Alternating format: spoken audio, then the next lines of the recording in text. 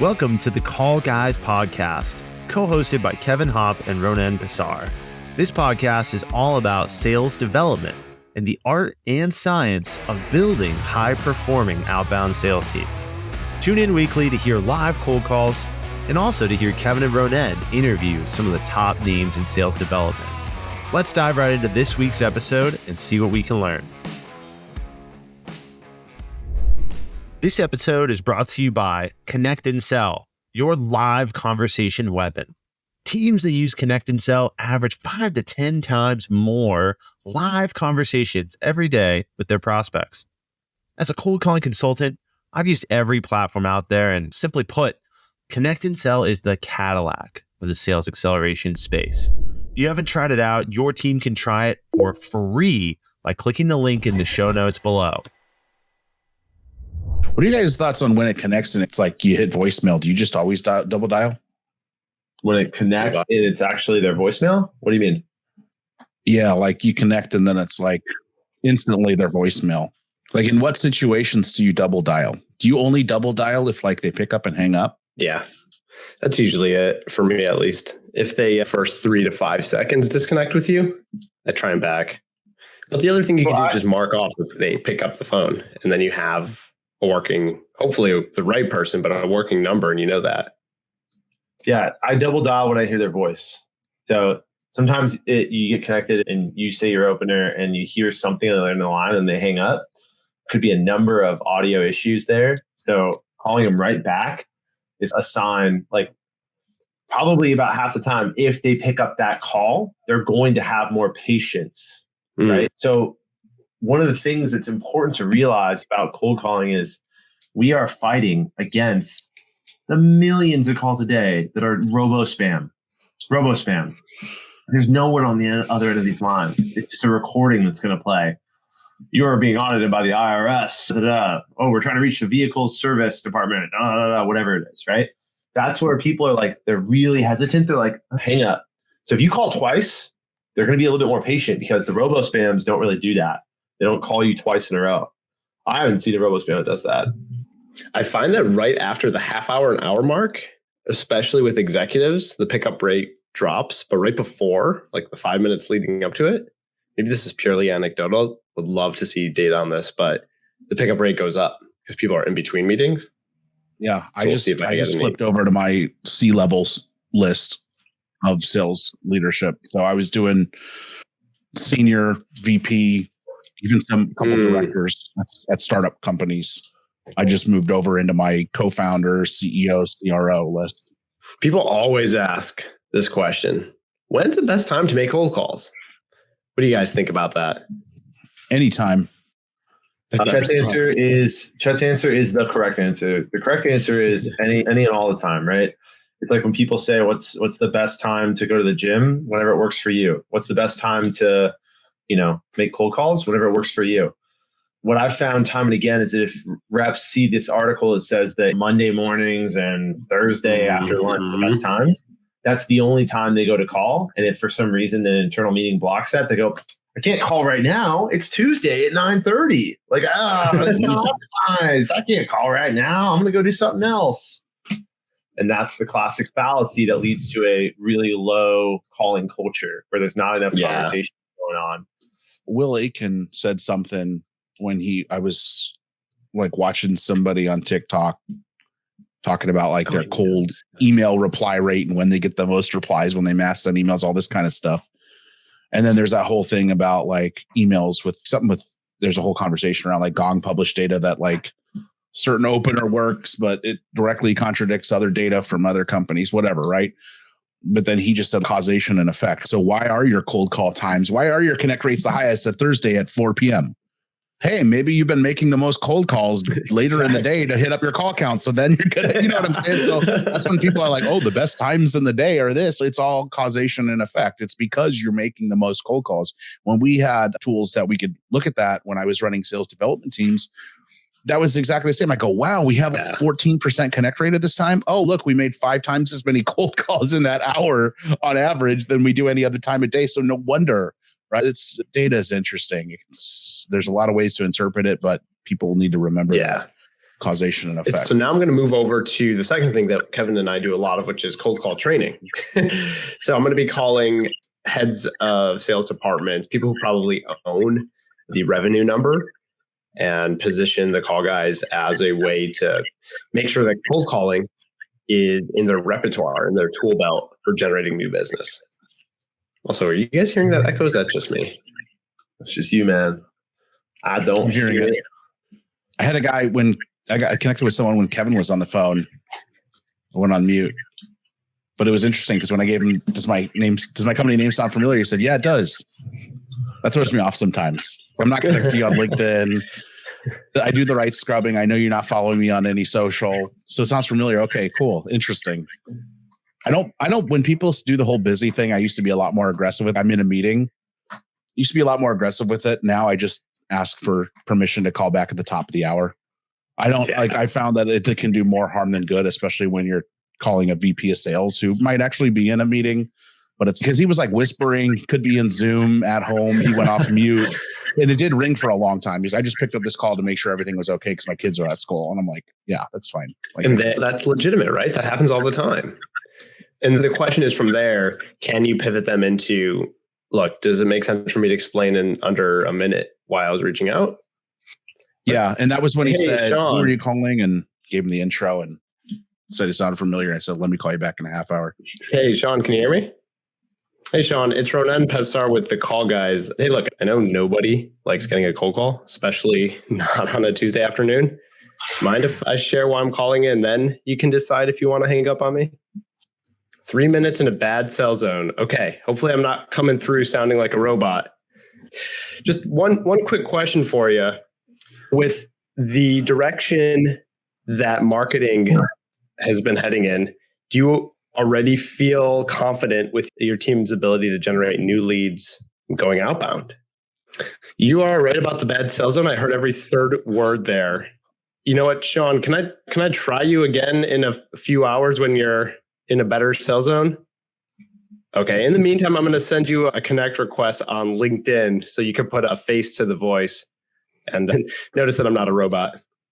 All right. Safe driving. So that one, like I heard literally every third word he was saying. I'm like, this is going to be a very bad conversation. Anytime you get someone and it's like you're fighting the circumstances, you can't hear them. They can't hear you. You know some facts already. You know that you have a working number that they answer. That's a huge win right there. Huge win. Huge.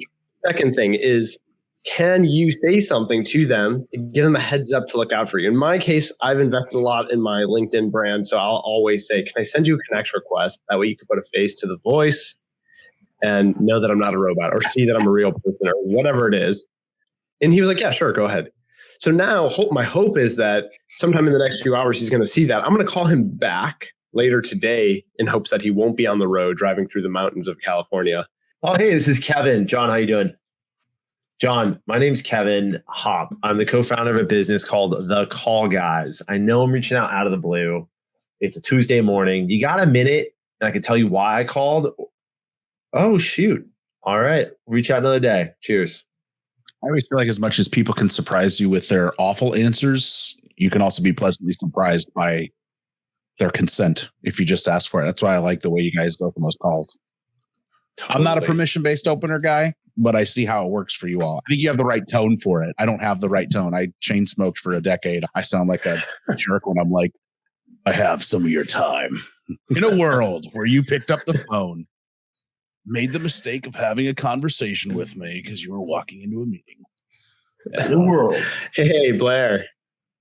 Hey, Blair, it's Ronen Pesar with the Call Guys. How have you been? Yeah, it's Ronen Pesar. Hey, look, I know nobody likes getting a cold call, especially not on a Tuesday afternoon. I could keep it super brief, and then you can decide if you want to hang up on me. Is that fair? Okay, I appreciate that. Just quick question. Are you still overseeing sales at Beyond Trust? Okay, awesome. Out of curiosity, this isn't a gotcha or anything, not trying to call your team ugly, but does your team already have a way to predictably create enough pipeline to hit your 4 to 5x goals of your revenue? Oh, I know Crayon too. Wow, you guys have a serious stack there. Jeez. That's awesome. So yeah, actually the reason for my call and specifically what I mean is cold calling, like I'm doing right now. So myself and my partner, we train cybersecurity teams, many of them, Cyvatar, Mimecast. I came from Security Scorecard on how to cold call in a way that's effective to generate new leads. You guys ever think about doing any kind of cold call training before for your team? Gotcha. Yeah. Makes sense as the senior director of sales that you wouldn't oversee the BDRs. Does that mean you think I should try to hit up your BDR leader, or is that something that you would? Interesting. Those two things go together with ZoomInfo very often. Expensive and they have everything. Okay, cool. So you said Sean's overseeing the BDR team. That's cool that you guys have a cold call academy. What is that, an internal thing, or did you partner with someone for that? Hell yeah. That's incredible. Wow. Okay. Hell yeah. Love to hear that. Okay. So just to confirm, because I had Tom Stewart as the guy I should hit up, but he's not the one you think. You said Sean, Mike Surgeon. Okay. And if I reach out to Mike, is it cool to say, hey, I talked to Blair. He said he doesn't oversee the BDRs, told me I should try you. Okay. You're telling me the head of global sales development won't take a cold call? What has happened to our world? Wow. I can imagine. Okay, cool. Bring it to Mike. Yeah, that makes sense. Hey, Blair, I really appreciate the conversation. I'm going to try Tom, and I'll even try my luck with Mike, see what happens here. But hopefully in a month or two, you'll see us coming on board to help bring you guys some more leads. Thanks. Take care. All right. So that was a pretty sweet company. One of the biggest, hottest cybersecurity companies, at least when I was in the thick of it. Beyond Trust, they just skyrocketed because they did compliance stuff back when that was getting really intense and hot. And it's like a 1,400 person company. So this guy just gave me the whole rundown of everyone in their sales development org. He took me through 5-6 different people, explained his whole tech stack of all these things that they have. So now I'm going to use that intel and craft a few personalized messages, try to cold call the few people he told me to reach out to, send them connect requests on LinkedIn. This is where I now go multi-channel. Like I go try to hit them up from every angle possible with something of value to say, look, I'm not a stranger. I'm not a robot. I've done this research. I know this stuff about you. But this is a good way to farm some data and information and then use that as a pointed way to do your outreach. I'm a huge fan of that. Because you're no longer like cold interacting with some things. This is a really important concept for people to realize that there's cold calling and cold outreach. Then there's, well, I know things about your company. I know about your interests. I know about what you're doing today. When you have that kind of context, that is so powerful because most SDRs, most full cycle AEs are looking at lead lists and they just look at the list and it's like, Bob is as good as a prospect as Stephanie, is as good as a prospect as Emmanuel or whoever's on the list. You don't know anything about them besides where they work and what their title is. When you know things, Ronen, you're spot on. Full court press, multiple channels, right? Meet them in whatever channel they use. Huge fan of that. All right. I can't believe the time's up here, but dang, almost got it. 60. Yeah, you did. That was close. Yeah, that was a good conversation. All right, what are your stats? I had 60 dials and 6 conversations, 1 in 10. That's really solid. That would have taken me, typically with this much pausing and talking and all that stuff, 2-3 hours. Took me the run of the show. And I wasn't going straight through it. Every time you guys connected, I would hit pause to keep going. Yeah, let me see here. I gotta save the disposition here. So 1 in 10 dial to pick up is really good data. I'm at about what it says over here, 45 dials, 6 conversations. That's what it says. But we know that not all those were actual conversations. So it was easy. Let's put it this way, guys. If you can have your hands up while the technology connect and sell, my conversation weapon is moving for me.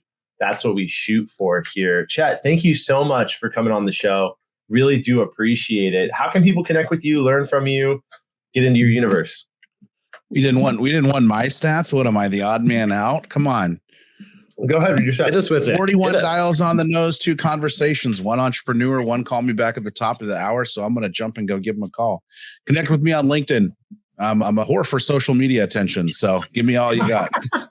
That's the most honest thing I've heard all day. Yeah. Look at how much content I put out. Obviously, I don't just do it for my health. You guys need to follow Chet on TikTok. Chet's a good TikTok follow. I follow him on TikTok and I laugh. I love your content. By the way, before we do depart, Scott asked a good question. How many parallels do you have your dialer set to? Mine does. I go between 3 to 5. Kevin's a fan of a similar number. You usually do 3, right, Kevin? Yep. But the best part about Connect and Sell is we don't have to worry about that. Connect and Sell moderates all of that for you. One press go and it all works for you. So if you guys haven't seen Connect and Sell, make sure to check out Connect and Sell. I'm going to drop a little form here. You can get a free test drive, free usage of Connect and Sell for anyone that is interested. As soon as that goes up, boom, there it's in the chat. Shout out to our sponsor. Thank you very much, everybody, for attending. Check us out. We'll be back in 2 weeks. This show is every other week now. And in the meantime, tune into the podcast. Anywhere you listen to podcasts, just look for The Call Guys. We are over and out, everybody. Adios. Thank you for joining us, everyone.